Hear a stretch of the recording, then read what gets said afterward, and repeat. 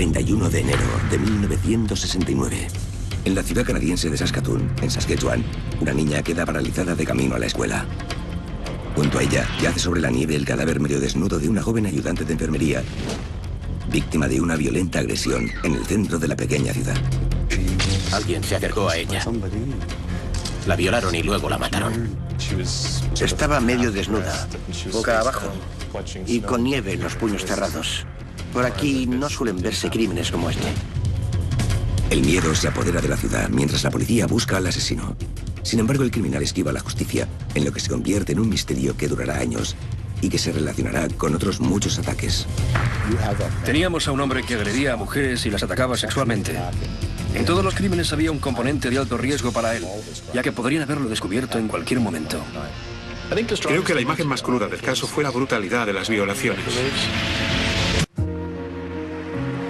La ciudad canadiense de Saskatoon, en Saskatchewan, está situada en las praderas occidentales y es famosa por sus hermosas vistas sobre el río.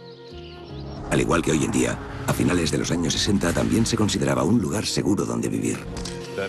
Saskatoon era una ciudad pequeña y tranquila, donde los crímenes violentos eran algo fuera de lo común. Sin embargo, esta reputación se ve minada por una serie de agresiones seguida de un asesinato. 21 de octubre de 1968. Un misterioso atacante asalta a una mujer en plena noche y la obliga a alejarse de la acera. A buen recaudo de miradas ajenas, el sospechoso la viola y sale huyendo. 3 semanas más tarde tiene lugar una agresión similar. Después de que la tercera víctima escape a duras penas del asalto, la policía de Saskatoon emite un comunicado en el que informa a la población de que hay un violador suelto y recomienda a las mujeres que no hablen con desconocidos ni paseen solas por lugares poco iluminados. Una de estas mujeres es la joven de 21 años, Gail Miller. Hace poco que se ha mudado a la ciudad de las praderas. Gail Miller era una ayudante de enfermería acreditada que trabajaba en el hospital de la ciudad y hacía poco que se había mudado a Saskatoon. Se alojaba en una pensión donde tenía alquilada unas modestas dependencias. Gail comparte los espacios comunes con otras jóvenes, entre ellas Linda Marquardt. La casa estaba bien, teníamos una buena relación. A veces nos reuníamos en la sala común y pasábamos el rato juntas. Gail era una chica agradable, se preocupaba por los demás. Te preguntaba si estabas bien, si tenías algún problema. Que yo supiera, no tenía enemigos. 30 de enero de 1969. Gail se prepara para ir a una fiesta de cumpleaños a la que está invitada por la noche. 2 chicas de la pensión van con ella. Teníamos ganas de ir a la fiesta, supongo. Cuando tienes 18 años, salir siempre es divertido. La gente se lo pasaba bien viendo a los amigos, bebiendo, bailando, charlando y riendo. Así es como pasamos la noche. Poco después de medianoche, Gail decide marcharse y accede a que un amigo la lleve en coche. Recuerdo que estaba en la puerta diciéndonos que se iba a casa. Aquel chico iba a llevarla. Esa fue la última vez que la vi. 31 de enero. Gail se levanta antes de que amanezca y se prepara para su turno en el hospital. Poco antes de la hora a la que suponemos que salió para coger el autobús, una de sus compañeras la vio mirando por la ventana. Era una mañana fría en todo Saskatchewan, con temperaturas de entre 35 y 40 bajo cero. Hacía mucho frío. Había una niebla espesa. Estaba todo helado. A las 6:30, 7 de la mañana, aún es de noche en esa época del año. Aquel no era un día para estar fuera de casa. Suponemos que salió de casa y empezó a andar. 8:30 de la mañana. El día amanece y deja al descubierto un crimen atroz en un callejón cercano. Una niña de unos 7 u 8 años iba de camino al colegio esa mañana cuando se encontró el cadáver. Estaba medio desnuda, boca abajo. Unos instantes después, la policía de Saskatoon llega al lugar de los hechos y lo acordona. Los forenses registran en imágenes la escena del crimen, que conmociona incluso a los más veteranos. Gail Miller, de 21 años, ha sido violada y asesinada de una manera brutal. No cabía duda de que la habían agredido sexualmente. Tenía la ropa interior bajada a la altura del pie izquierdo, al igual que las medias de nylon. Todavía llevaba puesta la bota de ese pie, pero la derecha había desaparecido. Los investigadores descubren heridas de puñaladas que indican una posible causa de la muerte. Cuando levantaron el cadáver, descubrieron un cuchillo bajo el cuerpo, medio enterrado en la nieve. Aunque esta hoja es a todas luces el arma homicida, le falta el mango, un elemento importante, ya que podría contener las huellas del asesino. Los forenses recogen también una muestra de nieve que parece contener restos de fluidos corporales, probablemente semen. Si es así, podrían tener algo que vincule al asesino con el crimen. Mientras la policía se dispersa por la zona en busca de más pistas, los vecinos se dan cuenta de que algo ocurre. Entre ellos se encuentra a Rick Honjet, un niño de 8 años. Había policías y detectives por todas partes. Se les veía afectados. La policía estaba en nuestro jardín, dando vueltas por el callejón en busca de pruebas. Ya sabían que habían matado a alguien. Cuando tienes 8 años, la imaginación se dispara. Mientras tanto, los amigos y familiares de Gail reciben la noticia de la tragedia. Dije que no podía ser cierto. Yo vivía con ella, aquello era imposible. Me entristecí muchísimo por lo que le había pasado, por sus padres y su familia. La autopsia aporta nuevos datos. Gail había recibido 12 puñaladas por todo el cuerpo y 15 cortes a la altura del cuello. Determinaron que había muerto a causa de las puñaladas. Los forenses buscan huellas dactilares en la hoja del cuchillo que se encontró en la escena del crimen, pero sin éxito. Sin embargo, el trabajo de laboratorio acaba aportando la primera gran pista. Trajeron la ropa de la víctima y cualquier objeto que pudiera estar relacionado con el asesinato. También había un par de muestras que habían recogido en la zona. Estaban congeladas en un montón de nieve y en una de ellas pude encontrar restos de semen. Después de un cuidadoso análisis, la policía también descubre restos de semen en la ropa de Gail. En 1969, las pruebas de ADN aún no existen, pero la policía podrá usar el semen para determinar el grupo sanguíneo del criminal. Aunque los investigadores ignoran si el asesino de Gail Miller es el culpable de la serie de violaciones, la población apenas tiene dudas de que las calles de Saskatoon se han convertido de repente en un lugar muy peligroso. Hay un asesino suelto en una pequeña población de las praderas canadienses. Fue un crimen que caló hondo en Saskatoon. En aquella época la ciudad tenía solo unos 100.000 habitantes. Creo que las chicas jóvenes no nos sentíamos seguras en ninguna parte. No sabíamos si ese hombre seguía ahí fuera o si incluso podía entrar en tu habitación. Siempre me aseguraba de que las puertas estuvieran cerradas con llave, pero aún así no podía dormir. Fue aterrador. Gail Miller solo tenía 21 años cuando fue violada, apuñalada y abandonada. La población de Saskatoon quiere respuestas que expliquen por qué ha tenido lugar un asesinato como este. La víctima, una joven auxiliar de enfermería, sufrió una muerte atroz mientras iba de camino al trabajo. 31 de enero de 1969. La policía de la ciudad canadiense de Saskatoon investiga el violento asesinato de una joven de 21 años llamada Gail Miller. Mientras algunos relacionan el crimen con una reciente serie de violaciones, otros creen que es obra de otro delincuente más violento.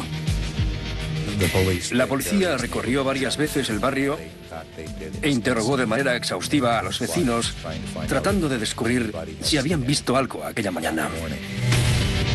El lugar donde encontraron el cadáver de Gail estaba rodeado de casas, puesto que era una zona residencial. La policía creía que alguien podía haber visto algo, era su esperanza. La policía habla también con los familiares y amigos de Gail, en un intento por descubrir algo más sobre sus últimas horas. Están especialmente interesados en la fiesta a la que fue la noche anterior. Querían saber con quién habíamos ido a la fiesta, quién estaba allí, con quién se marchó Gail, si volvió más tarde o si alguien más había regresado con ella. Después me preguntaron si tenía enemigos. Era muy extraño y hasta aterrador verte en medio de un asesinato. La policía habla con el joven que llevó a Gail en coche a casa la noche de la fiesta, pero su coartada elimina cualquier sospecha relacionada con el crimen. Poco después, la policía emite un comunicado público para obtener información que pueda ayudar a la investigación. Mientras tanto, siguen con detalle el camino que Gail Miller recorría para ir a trabajar, en busca de alguna pista o de algún posible testigo. Una de las cosas que hicieron fue hablar con la gente que habrían cogido el mismo autobús que Gail para preguntarles si habían visto algo. Una de las personas que interrogaron recordaba haber visto en ocasiones anteriores a una mujer joven cogiendo el autobús. También recordaba a un empleado de la construcción con un casco amarillo. La policía no tarda en encontrar al hombre en cuestión. Ahí estaba, con su casco amarillo, yendo a trabajar esa mañana. Le preguntaron dónde estaba el viernes por la mañana y él les respondió que había ido a trabajar. Había cogido el autobús de las 6:30 en lugar del de las 7 menos cuarto, pero no vio nada fuera de lo normal. Los días pasan, pero en la ciudad no se disipa la tensión acumulada. Me marché de la casa en la que había vivido con Gail, Betty y Adeline. Me daba miedo quedarme. Estaba demasiado asustada para seguir allí sola. A pesar de los enormes esfuerzos de la policía, muy pocas pistas llevan a alguna parte. Hasta que un adolescente entra en la comisaría casi un mes después, diciendo que tiene nuevos datos sobre el crimen. El joven declara que la mañana del asesinato, casi a la misma hora en que Gail Miller fallecía, 3 amigos suyos pasaban por la ciudad en un viaje por carretera.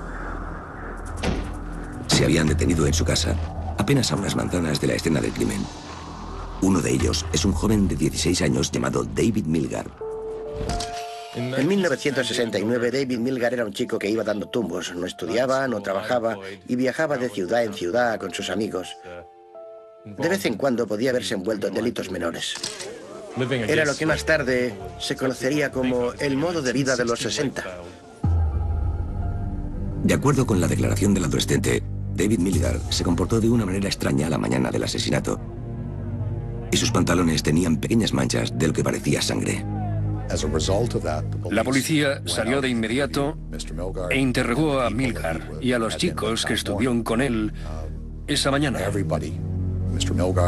Los 3 afirmaron no saber nada del asesinato de Gail Miller y declararon que no la habían visto ese día. El asunto quedó ahí. En mi opinión, las cosas cambiaron cuando la nieve se empezó a derretir. 2 de marzo de 1969. En las inmediaciones de la escena del crimen, el pequeño Rick Honjet encuentra una prueba que no había aparecido hasta el momento. Tenía 8 años y estaba en el patio trasero jugando con la nieve. Le di una patada a un montón cuando apareció el mango de un cuchillo que aterrizó sobre la nieve. Ese mismo día, la policía analiza el mango en el laboratorio y se confirma que pertenece al arma homicida. Sin embargo, al igual que la hoja que se halló bajo el cuerpo, no contiene ninguna huella. Poco después, sale a la luz una segunda pista tras el deshielo primaveral. Un niño que paseaba por la calle encontró la cartera de Gail Miller por casualidad. La situación de la cartera es una pista reveladora para la policía, ya que aparece a solo 2 puertas de la casa que David Milgar y sus amigos habían visitado esa mañana. Cuando apareció la cartera, la policía se olió de inmediato que Milgar estaba implicado. Los agentes vuelven a dirigirse a David y en esta ocasión le piden una muestra de sangre para analizarla. De vuelta en el laboratorio, los resultados de la prueba llaman su atención. David tiene el mismo grupo sanguíneo que el asesino. A continuación, vuelven a hablar con los jóvenes que viajaban con David Milgar la fatídica mañana. Se centraron en la gente que estaba con David en ese momento. Si Milgar era culpable de algo, lo más probable es que ellos lo supieran. Esta vez la policía lleva a una de las testigos potenciales al lugar donde tuvo lugar el crimen. Poco a poco, su versión de los hechos empieza a cambiar. Y la joven dice ahora que creyó ver a su amigo David forcejeando con alguien en la calle aquella mañana. Nicole dijo que vio a David acercándose a una mujer para robarle el bolso. Después la apuñaló o la rajó con un cuchillo. El joven que iba con ellos niega haber visto nada, pero afirma que más adelante David hizo algún comentario que le incriminaba. También habla de otros 2 testigos que le oyeron confesar el crimen. Estos dos testigos declararon que estaban en una habitación de motel con David y otros chicos. La droga corría entre los presentes y todos sabían que David era sospechoso del crimen. Alguien le preguntó si estaba implicado y él respondió que lo había hecho. Se comportaba de una manera extraña, como si estuviera apuñalando a la almohada y diciendo que él la había matado. Algunos dijeron que había sangre en su ropa, que le habían visto apuñalándola e incluso reproduciendo la escena. El 30 de mayo de 1969, David Milgar es arrestado por asesinato. Nunca olvidaré aquel día.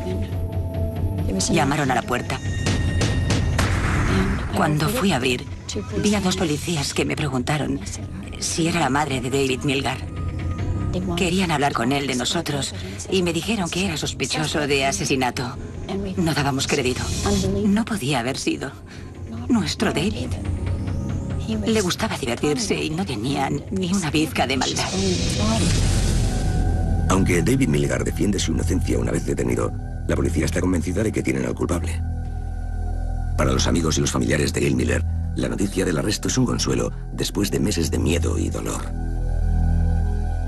Cuando me dijeron que David Milgar era sospechoso y que lo habían arrestado, supe que muchas chicas y yo misma respiraríamos tranquilas ahora que lo habían atrapado. Aunque no hay nada que relacione a David Milgar con la serie de violaciones cometidas en Saskatoon, las agresiones parecen cesar mientras está detenido. Sin embargo, el misterio del asesinato aún no está resuelto. El juicio a David Milgar se acerca, pero sigue habiendo piezas que no encajan en el rompecabezas. Enero de 1970. En la ciudad canadiense de Saskatoon, un joven de 16 años llamado David Milgar va a ser juzgado por la violación y el asesinato de Gail Miller. A pesar de los testimonios de varios testigos en su contra, se declara no culpable. Su familia se niega a creer que David tenga algo que ver con ese brutal crimen. Entonces, yo aún creía en la justicia y nos parecía imposible que lo condenaran. Cuando escuché lo que estaban diciendo los testigos, supe que no podía ser cierto. Sin embargo, a la luz de la meticulosa investigación, la policía está convencida de que tiene a su hombre. A medida que el juicio avanza, la fiscalía sufre un duro revés. La testigo clave, que había declarado ver a David cometiendo el crimen, se niega a repetir su declaración ante el tribunal. Dijo que no recordaba lo que había pasado esa mañana, que estuviera en Saskatoon ni que hubiera ido en coche a ninguna parte. El fiscal le mostró entonces la declaración que había hecho frente a la policía con su firma. A pesar de su reticencia, la declaración inicial de la testigo se lee en voz alta ante el tribunal y crea una imagen incriminatoria de David Milgar acercándose a la mujer con un cuchillo. En un último testimonio condenatorio, los testigos relatan la aparente confesión de David en el motel. Cuando escuché lo que había pasado en el motel, me pareció que aquello sí era propio de David. Podía haberlo hecho, pero solo para fanfaronear. Ni se me pasó por la cabeza que hubiera cometido el crimen. Algo así me parecía una estupidez. Por favor, lo había hecho solo para impresionarlos. Eso sí que encajaba con su manera de ser. Sin embargo, las pruebas convencen al jurado. El 31 de enero de 1970, David Milgar es declarado culpable de la violación y el asesinato de Gail Miller, por lo que es condenado a cadena perpetua. El veredicto hace que en su dolor, la familia Miller sienta que al menos todo ha terminado. La ciudad puede respirar tranquila y libre de terror. Sin embargo, a ojos de la familia Milgar, el veredicto constituye un trágico error judicial. No podía creerlo. No podía. Fue como si de repente me hubiera quedado helada. No hacía más que llorar mientras veía cómo se llevaban a mi hijo y yo no podía hacer nada. Saskatoon estaba deseando condenar a alguien y me condenaron a mí, sí. Con ayuda de su familia, David Milgar recurre a la sentencia en un proceso que se alarga durante 2 años y que apenas tiene resultados. Realizamos una apelación tras otra y recurrimos a todos los mecanismos que estaban en nuestra mano, pero al final me di cuenta de que tendría que encontrar al verdadero asesino si quería que todo se aclarara. Eso es lo que hace una madre, pelear por su hijo. Como familia, ofrecimos una recompensa de $10.000 porque estábamos decididos a encontrar al auténtico culpable. Su madre se encargó de investigar todo el caso desde el principio, con la ayuda de algunos abogados. Escuchamos varias historias y nos empezaron a llamar con información sobre gente del vecindario. Tuvimos que hacer de detectives y trabajar en el caso. Nos llevó años. A finales de los 80, David Milgar lleva más de 15 años en prisión.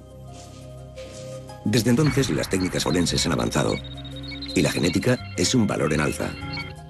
Aunque las muestras de semen recogidas en 1969 se han perdido, el equipo que intenta probar la inocencia de David tiene la esperanza de que los avances científicos arrojen luz sobre el crimen. Tal vez puedan probar así que David no es el asesino. Para sorpresa de todos, consiguen localizar las prendas de ropa, aún guardadas bajo llave en el juzgado donde David fue declarado culpable. Por norma general, las pruebas se destruyen algunos meses después del juicio, una vez agotadas las apelaciones.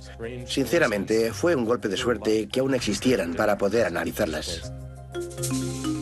Un forense analiza la ropa en busca de nuevas pruebas y encuentra una muestra de semen que había pasado inadvertida entre las prendas de Gail Miller. Al someterla a una prueba de ADN, no consigue datos concluyentes sobre la identidad del asesino. No pudo encontrar nada de utilidad, nada que garantizara si David Milgar era el autor del crimen o no. El forense cortó un pedazo de la ropa interior, la sometió a las pruebas de ADN y después se deshizo de él, lo que impidió que otros expertos pudieran realizar sus propios análisis. La esperanza se desvanece para aquellos que buscan a un segundo sospechoso del asesinato de Gail Miller. Sin embargo, un soplo anónimo desvelará los entresijos del viejo caso. En 1990, David Milgar lleva ya 20 años entre rejas por el asesinato de Gail Miller. Aunque la policía continúa convencida de que es culpable, David sigue defendiendo su inocencia. Yo no debería estar aquí. Me sacarán. Su madre, Joyce, dirige un pequeño equipo con el que intenta mantener la atención sobre el caso, con esperanza de que la atención de la prensa pueda ayudarla en su búsqueda de nuevas pruebas.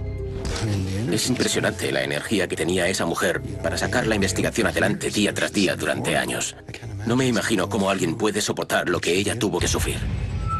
26 de febrero de 1990. El equipo recibe una misteriosa llamada anónima. Al igual que todos aquellos que luchan por liberar a David Milgar, el hombre al otro lado del teléfono también cree que es inocente. Lo más sorprendente es que dice saber quién es el verdadero asesino. Incluso les da el nombre de un presidiario que cumple condena por otros crímenes. Un hombre de 40 años llamado Larry Fisher. Nos dijo que debíamos investigar a un hombre llamado Larry Fisher, que estaba cumpliendo condena por violación. Él era el verdadero asesino. Tras recibir el soplo, el equipo comienza a investigar el pasado de Larry Fisher. En 1970 fue descubierto en Winnipeg cometiendo una brutal violación armado con un cuchillo. La sujetó mientras la violaba. La chica no dejaba de gritar y forcejear. Una de las personas que había en el vecindario se asomó y vio lo que estaba pasando. Llamaron a la policía y cuando dos de nuestros hombres llegaron al lugar, encontraron a Fisher literalmente con los pantalones bajados y tratando de huir. Estaba intentando subírselos para escapar, así que aprovecharon para detenerlo allí mismo. A la mañana siguiente, mi compañero y yo recibimos órdenes de interrogarlo. Durante el interrogatorio, Larry Fisher confiesa varias agresiones, incluyendo algunas violaciones que tuvieron lugar en Saskatoon. He aquí la serie de violaciones que había tenido lugar en la ciudad durante los meses previos a la violación y el asesinato de Gail Miller. Para los encargados de reinvestigar el caso, Larry Fisher parece un sospechoso mucho más probable que David Milgar, el hombre que en estos momentos cumple condena por el crimen. Teníamos a un hombre que en teoría estaba atacando y agrediendo sexualmente a varias mujeres en el mismo barrio, en la misma época y en el mismo tipo de lugares. Las atacaba en callejones rodeados de casas. Les cubría la cara, les agredía por detrás y después de desnudarlas, las obligaba a tumbarse sobre el abrigo. Todo esto había sucedido también en el asesinato de Gail Miller y coincidía con lo que Larry Fisher les estaba haciendo a otras mujeres del mismo barrio durante el mismo periodo de tiempo. ¿Cuántas posibilidades había de que un violador en serie y un violador que asesina a sus víctimas se encontraran en el mismo rincón de la misma ciudad durante los mismos días en 1969? Esa llamada anónima se convirtió en un gran paso adelante para nosotros. Un detective privado se une al equipo. Después de familiarizarse con el caso, él y Joyce Milgar viajan para ver a la mujer que lleva años casada con Larry Fisher. Es muy probable que ella sepa dónde se encontraba su marido la mañana en que Gail Miller fue asesinada. Cuando fuimos a ver a Linda, no tenía la menor idea de cómo iba a reaccionar. Se mostró muy receptiva. Y entonces nos confesó que ella misma había sospechado de Larry. Cuando se despertó la mañana en que mataron a Gail Miller, su marido ya se había duchado, se había puesto ropa limpia y ese día no fue a trabajar. También nos explicó que le había desaparecido un cuchillo. La joven Gail Miller ha sido violada y asesinada esta mañana mientras... Entonces le acusó de ser él quien había apuñalado a la enfermera. Él parecía aturdido. Y Linda pensó que era por lo que le había dicho. En realidad, ella nunca pensó que fuera el verdadero culpable. Pero cuando más tarde confesó todas aquellas violaciones, Linda de repente recordó todo lo que había sucedido aquella mañana y se dio cuenta de que tal vez también hubiera violado a esa chica. El detective privado recoge la historia de Linda en una cinta, así como en una declaración firmada. Estas pruebas pasan a engrosar el expediente que ya señala la posible relación de Larry Fisher con el asesinato de Gail Miller. Los agentes de la Policía Montada del Canadá se reúnen con Larry Fisher en prisión, donde sigue cumpliendo condena por sus numerosas agresiones. La encargada de realizar la prueba del polígrafo le pregunta si es culpable del asesinato del ayudante de enfermería, el mismo crimen por el que David Milgar está cumpliendo condena. Aunque Fisher niega toda relación con el asesinato y los resultados del polígrafo no son concluyentes, nuevos datos lo relacionan con el caso semana tras semana. Los investigadores revisan los archivos del caso y descubren que es muy posible que Larry Fisher viera a Gail Miller de manera habitual en la parada de autobús. De hecho, es el hombre con el casco amarillo al que la policía interrogó brevemente. Se tropezaron con él por casualidad días después del asesinato. Larry Fisher era por entonces un hombre joven sin antecedentes penales. Así que la policía no tenía razones para sospechar de él o de su declaración. Hasta años después, no hubo nada que nos hiciera dudar. Es más, Larry Fisher vivía en el sótano del mismo edificio que David Milgar visitó aquel día. Vivía en la misma casa a la que llevaba el rastro del asesino. A comienzos de los 90, a la luz de nuevos acontecimientos relacionados con el caso, el Tribunal Supremo de Canadá decide revisar la condena de David Milgar. El parecido entre lo que Fisher hizo con otras mujeres y lo que había pasado con Gail Miller era tan sorprendente que el tribunal consideró que se había descubierto una prueba muy importante. Lo más sorprendente tal vez sea que algunos de los testigos del caso no mantienen sus declaraciones originales. Una de las testigos se retractó de su testimonio inicial.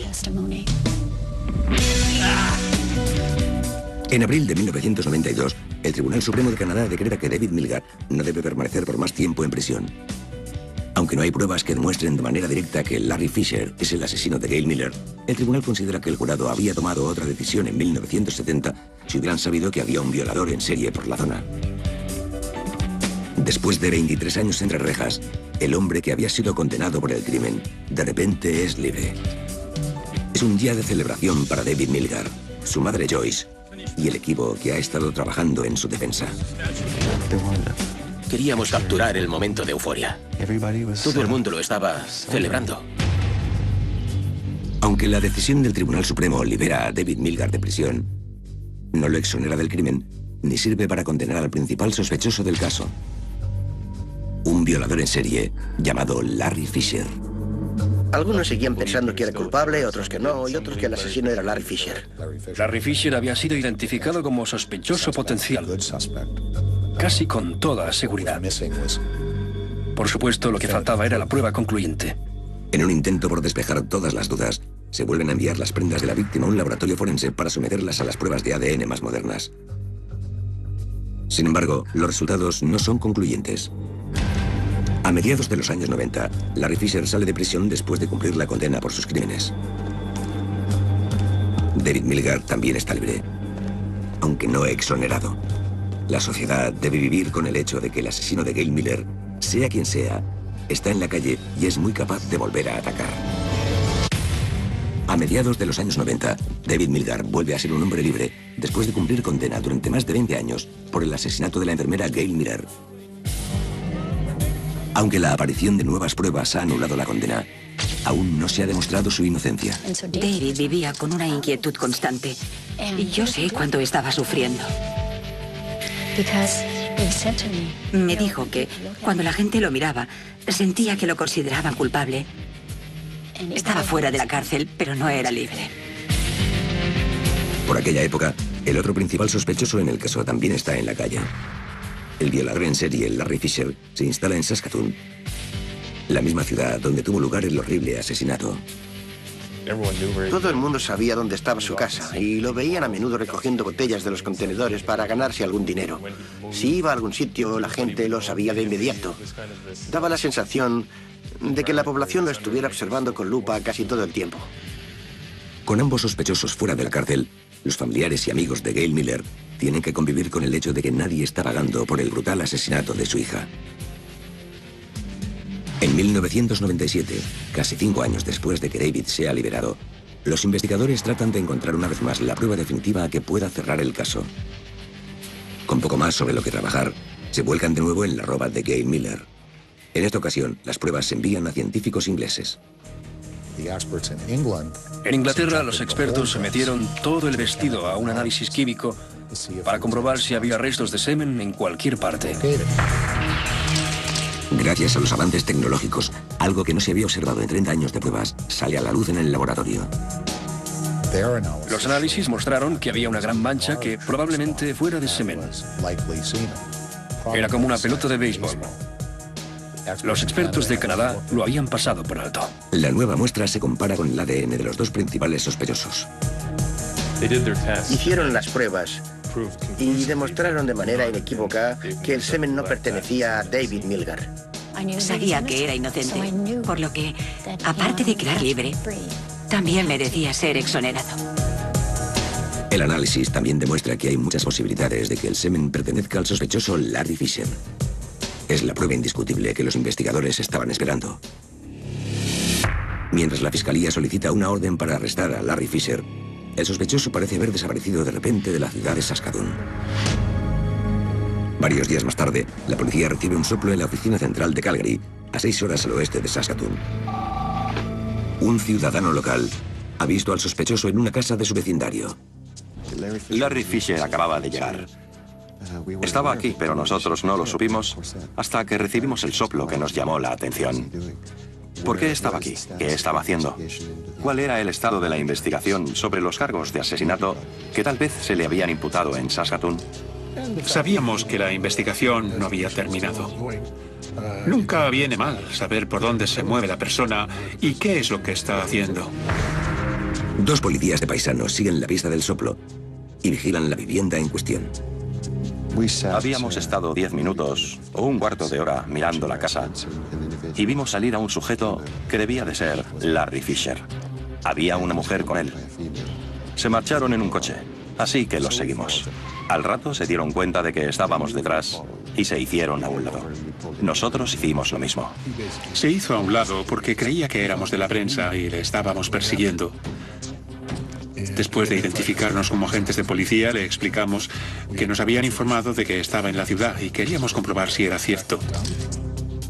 Creo que eran pasadas las 5 cuando Larry Fisher volvió a su casa. Poco después, recibimos la llamada de un cabo de la Policía Montada del Canadá desde Saskatoon y nos informó de que la orden de arresto para Larry Fisher Ya estaba firmada y era válida. Así que fuimos hacia allá. Una mujer nos abrió la puerta. Nos identificamos y le dijimos que teníamos una orden de arresto contra Larry Fisher. Él se acercó a la puerta y en ese momento lo detuvimos. Estaba resignado, sabía lo que estaba pasando. En cuanto nos vio en la puerta, comprendió que todo había terminado. La noticia del arresto en un caso tan notorio ocupa todos los titulares del país. Cuando supe que habían acusado a Larry Fisher del asesinato de Gail Miller, crucé los dedos para que esta vez fuera el verdadero culpable. 12 de octubre de 1999. Más de 30 años después de que el crimen se cometiera, Larry Fisher se convierte en la segunda persona en ser juzgada por la muerte del auxiliar de enfermería Gail Miller. La prensa cubrió el juicio de Larry Fisher de manera exhaustiva. De hecho, no he vuelto a participar en un juicio con un despliegue así. Había mucha gente de los medios de comunicación. Por fin íbamos a ver a ese monstruo. Pero él simplemente bajó la cabeza y entró en el juzgado. Tuve una extraña sensación al intentar sacarle una foto. Recuerdo que vi aparecer una cara grisácea. Casi no tenía vida ni emociones. Me dije a mí mismo que ese hombre había estado viviendo con una mentira. Se había pasado la vida sabiendo que había matado a alguien y que otra persona estaba cumpliendo cadena perpetua por él. La fiscalía tiene una base sólida para el caso. Además de la muestra de ADN que relaciona a Fisher con el crimen, el historial de agresiones sexuales en la zona apunta hacia un violador en serie muy capaz de asesinar. Estaba claro que le preocupaba que algún testigo lo reconociera. En mi opinión, esa preocupación porque sus víctimas lo identificaran o pudieran hacerlo explica el hecho de que apuñalara hasta la muerte solo a 2 de ellas y no a todas. Me parece que Gail Miller lo identificó. Supo quién era o reconoció a Larry Fisher. La chica cometió el error de decírselo y él la mató por ello. Después de un juicio de 6 semanas, Larry Fisher es declarado culpable de la violación y el asesinato de Gail Miller y condenado a cadena perpetua. Este veredicto es una ratificación para la familia Milgar, que ha peleado durante años para liberar al primer detenido por el crimen. Así concluye un misterioso asesinato que se ha prolongado a lo largo de 3 décadas, sobre todo para los familiares y amigos de la víctima. La familia de Gail quería ver al culpable respondiendo ante la justicia. Creían que eso había ocurrido en 1970, pero resultó que fue un error. Estuvieron muy interesados en el juicio y sintieron un gran alivio cuando leyeron el veredicto. Estoy segura de que ha sido muy duro para la familia de Gail. Siempre la recordaré como una persona muy amable. La segunda víctima de lo ocurrido aquel fatídico día de 1969 es David Milgar, un hombre que pasó 23 años de su vida entre rejas por un crimen que no había cometido. Creo que lo más fascinante de todo el caso fueron las coincidencias. No puedes entender el caso sin prestar atención al hecho de que el 31 de enero de 1969, David Milgar fue a una casa en la que también vivía el asesino. No lo conocía, nunca se habían visto y nunca se conocerían. Sin embargo, fue a esa casa el mismo día en que se cometió el asesinato y simplemente por eso se vio inmerso de lleno en el problema. El descubrimiento de la cartera llevó a la policía hasta la casa correcta, pero a la persona errónea. Fue una coincidencia detrás de otra, ya que también el grupo sanguíneo de David coincidía con el de Larry Fisher. Te hacía pensar que el mundo es un pañuelo. Todo lo que hizo David parecía ponerle en el punto de mira de la policía. Hace poco que se ha casado y está intentando recuperar su vida. Me alegro de verle tan contento. Vino a visitarnos y se fue de pesca con su padre. Disfruta estando aquí y nosotros disfrutamos al verlo feliz. A día de hoy, Larry Fisher sigue entre rejas en una prisión federal. Aunque tuvieron que darse varios rodeos equivocados a lo largo de más de 30 años, por fin se ha hecho justicia. Creo que lo más crudo del caso fue la brutalidad de las violaciones y la fría mirada de Larry Fisher. Eso es algo que nunca olvidaré. Con toda certeza, un peligro para la sociedad.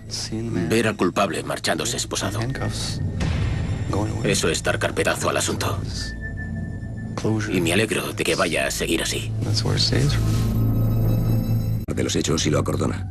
Los forenses registran en imágenes la escena del crimen, que conmociona incluso a los más veteranos. Gail Miller, de 21 años, ha sido violada y asesinada de una manera brutal. No cabía duda de que la habían agredido sexualmente. Tenía la ropa interior bajada a la altura del pie izquierdo, al igual que las medias de nylon. Todavía llevaba puesta la bota de ese pie, pero la derecha había desaparecido.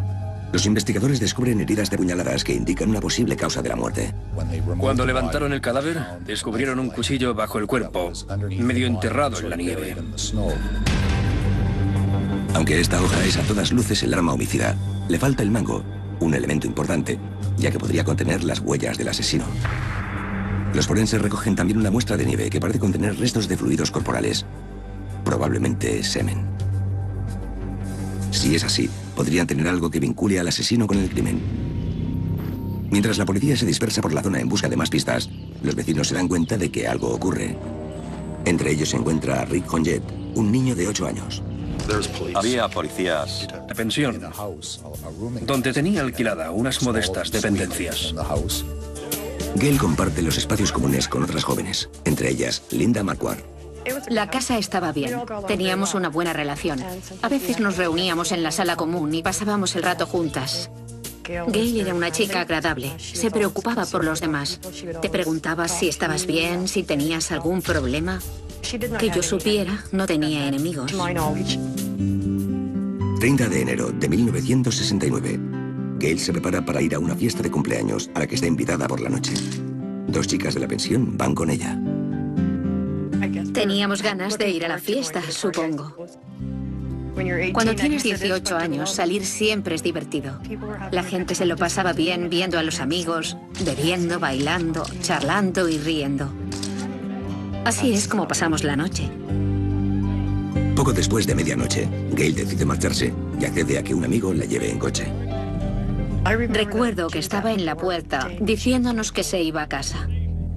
Aquel chico iba a llevarla. A finales de los años 60 también se consideraba un lugar seguro donde vivir.